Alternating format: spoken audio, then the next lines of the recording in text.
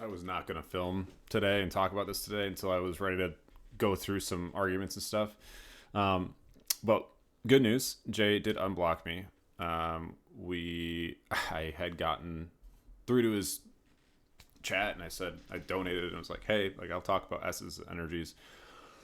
Because it's on my list of things I want to go through from the east to the western and melding these things together and reading about it, and it was kind of like lower down on my list of important stuff. Then he started talking about how the fringe view is basically that we on the west don't have valid Eucharist and stuff potentially because of this topic and a bunch of other things, and so I just picked his brain, got his arguments, laid out and stuff. So I was going down the right path in terms of where to go for argumentation. The goal is to make an argument, come back and present it to him, and we could discuss and debate a little bit, which will be fun.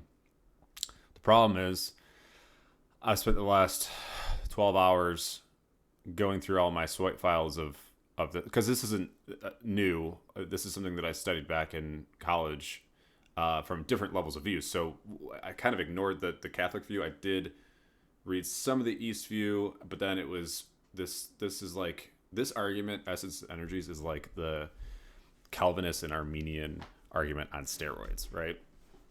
So I'm very familiar with how these debates work or these argumentations work and whatnot. It's far more metaphysical, I think, but you do get into middle knowledge a little bit. You do get into how God relates to time and all this other stuff. And I'm sitting here and I'm talking on my phone I'm texting my friend Tony, and this is where I'm at right now. I love metaphysics. I love physics. I love philosophy. It's my degree. It's what I study. It's what I read. It's what I do. But I'm frustrated because I went from Protestant theology and framework and epistemology to Catholicism because of truth, or what I deem to be true, I guess, if you want to word it that way. Let me just read in part, because language, these last two texts. I said, all of these systems operate under the B theory of time, and it's all effing stupid. All this dogma could be wrong if we learn something different about time. All this dogma could be wrong if we learn something about time or space or realms. It's so dumb. Religious attempts of explaining God dogmatically fly in the face of the dogma God cannot be explained. So we make my issue right now, and listen, some of this is just like, people just ignore it, and it is what it is because we all have our religious systems and stuff. And it's like some parts of God is knowable, but we can say this, but, and I'm just being raw honest. Like, this is just like my very anthropomorphic like urge. It's not necessarily what I concretely believe. It's not something that like. So take this with a grain of salt. Don't take this as like, oh, this is what Ryan believes and he's out here doing this or whatever and blah blah blah. It's a frustration arising from the studies, right? We say God cannot be explained dogmatically, and yet we have a list, and East, West, Protestant, whatever, we all have a list of things describing God. We all have a list of things that are dogmatic beliefs about God, even God's simplicity, which I don't really love. Like, I don't think that it's the pure act. Like, I get it, and it makes sense. It's coherent. It's logical. It's defensible. But even that. So there's a quote, and I don't know if it's Aquinas. Wonder if I can look this up.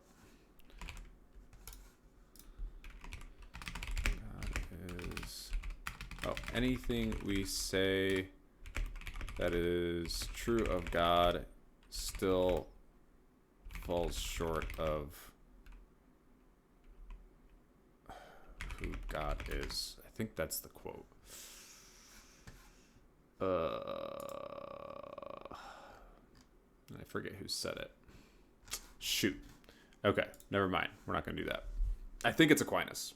I'll find it later. I'll cite it down below. Basically, anything that we say about God, even if it's true, still falls short of the full capacity of what that truth is of God. That's just so stupid. Because either we can describe God in any part and it be like truth can't be, there's not capacities of truth. People are like, oh, there's half truths and stuff. No, there's either truth or there's not. And that I will be dogmatic about. And we run into this problem where you articulate a truth about God, but then you say it's not even its full version of truth because God is so infinitely maximum, we can't fully understand him, which I think I agree with in it. Like, I don't think I agree with. I agree with in its essence, or the essence of the statement. The problem is, then we gotta stop making dogmatic claims about God. Like, I know it sounds so ridiculous, and I'm just some guy in 2025 stating this stuff, and we have all these church fathers. I mean, go read Cyril, go read Gregory, go read Basil, all these brilliant minds making distinctions and articulations, interpretations of God. But the problem is almost all of them operate under this parameter of an understanding of time that if it gets proven false, all that stuff is false. Well, a good majority of that stuff is false. We make claims upon God dogmatically, both East and West. And they can't be ratified by our own explanations. This is why this is like such a heretic thing to say. Again, take this all with a grain of salt. It's like a lot of frustration and a lot of like just pointing out obvious, like, are we really doing this kind of thing? This is why I take such an anthropomorphic view of God, because of the way the Old Testament lays God out. The Old Testament is an ancient Near Eastern book, so they lay God the Father out in a very ancient Near Eastern context and understanding. They're not going to lay it out in a 2025 understanding. They're going to lay it out in the context that it was written. And I want to stop trying to stretch God into this infinite, ungraspable thing. Like, no, like, and like, this is where the pure heresy comes in. This is what I said to Tony. I said, but God as the supreme deity makes so much more sense theologically than whatever Thomas or Palamas view there is.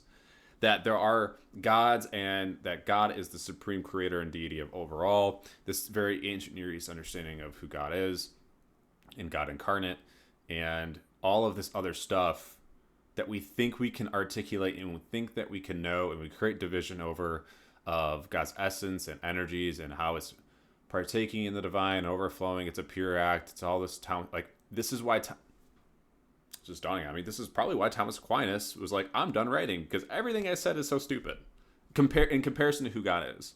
And that's why I affirm like God's infinite nature and like who he is so far above what we can understand. But he's given us ways to understand him, and to say that those are not concrete truths is problematic, I think. Or we can just say we can't have concrete truths about understanding God. What we can know of God the Father is only through the matters of Jesus Christ, and anything else is theory, and we should not dogmatically state anything else about God himself. Now, there's obviously logical deductions and reductive arguments we could make and all this other stuff, but to give us a grasp on what is true of God, there's also the theological stuff. Like, the essence to energies thing is so untheological.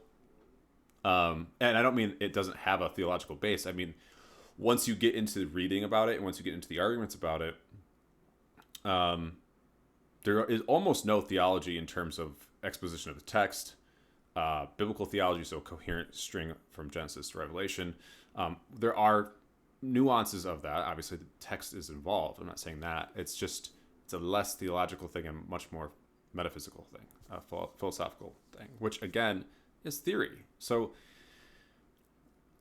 I don't think I'll ever dogmatically my screen is blank. I don't think I'll ever dogmatically come at essence energies from a scholastic Thomist view, because one, I'm not Thomist. I'm a Thomist. I don't agree with everything Aquinas said in terms of, like, I can. This is kind of what I said one of the last times I was on the thing with Jay. I said I like a lot of your arguments, but I disagree with a lot of them. Like, I like and can understand and coherently accept a lot of Aquinas, but I've definitely been more towards Scotus, even Clark or others. I don't agree with some of the statements that Aquinas makes, particularly around created grace and the divine essence interaction. I've been, again, more towards the Clark view, which is an outpouring of God's act rather than this intermediary energy, as these would say, or created grace, as Aquinas would say. Now, in Ott, and so one of Jay's objections was in Ott and canon law, that created grace that's the language used, but you have to understand what Aquinas is saying, one, and then you have to also understand in metaphysics and philosophy, the interpretation of certain words are used differently than common nomenclature. I mean, obviously we know that, but like created doesn't mean spawned out of, creation ex nihilo or anything like that. Rather, you can actually say and articulate these things differently to make sense of them. So that's what I'm trying to do right now. That's what I'm working on. I'm super glad Jay unblocked me. I know we even were like, at the end I said, that went better than last time. And he, again, what I did say is he does appreciate people who want to debate and argue, and that's fine. That's what he does. That's what he enjoys. So I'm going to do my best to create, I've already created like 2 full arguments. Now, what I did was pull from this video. Probably believe that wills and 2 energies. That means he does different things. So to have theophanies, for example, requires the essence energy distinction. There's no other. So claims like that I've taken from the transcript, and I think I've got 5 or 6 different like claims or like arguments that the East would make or Jay would make, and so I'm working through those from a couple different viewpoints, and I'm even making one that's very synthesized from my own view and understanding of metaphysics. So we'll see what happens. I'm excited to bring this to him. I'm not taking a dogmatic view in the sense of like I'm not going to get heated at this debate or presentation or whatever it is, because no one can know. I don't care what anyone says. You cannot dogmatically know. Let me make a distinction. You cannot know in the true sense of knowing. You can dogmatically make statements that protect from making statements that are contrary, meaning outright wrong. So we know things are like God is not evil, right? Like we can't say God is evil. So saying God is not evil, you can say dogmatically, but the full expression of that statement implies his good, implies the nature of God, implies his essence, what he is, and all. Like we can't know that stuff in fullness, I don't think, but we can dogmatically say certain things. And so I want to make the distinction that dogma versus full understanding, there is that distinction. I'm not saying that when we make a dogmatic statement, and I might be slightly contradicting what I said in the first part of this video, but that's okay because, I'm just talking off the whim. But you can have dogmatic statements to protect you from saying something incorrect about God, that we know that's incorrect about God, but also not claiming to encapsulate all that God is. So when we say God is simple, as an example of one that I don't like, that does protect me from saying God is mutable and God can change and God, I can impress myself upon God, right? So that protects that statement, and dogma that is held from East and West protects against wrong ideas of God. So I hope I made that more clear, because I'm not saying dogmatic statements are wrong and we shouldn't have them. I'm more saying we need to be articulate about why we have a dogmatic statement, and then also admit what we cannot fully know. And like the essence energy thing, we cannot fully know. And I don't care what Jay says. I don't care what I say. I don't care what Aquinas says, who's the smartest person probably to ever live. Palamas, who I'm rereading right now. I never even had read his actual dialogue with the Balamite and stuff. So that, I mean, so smart, so illuminating.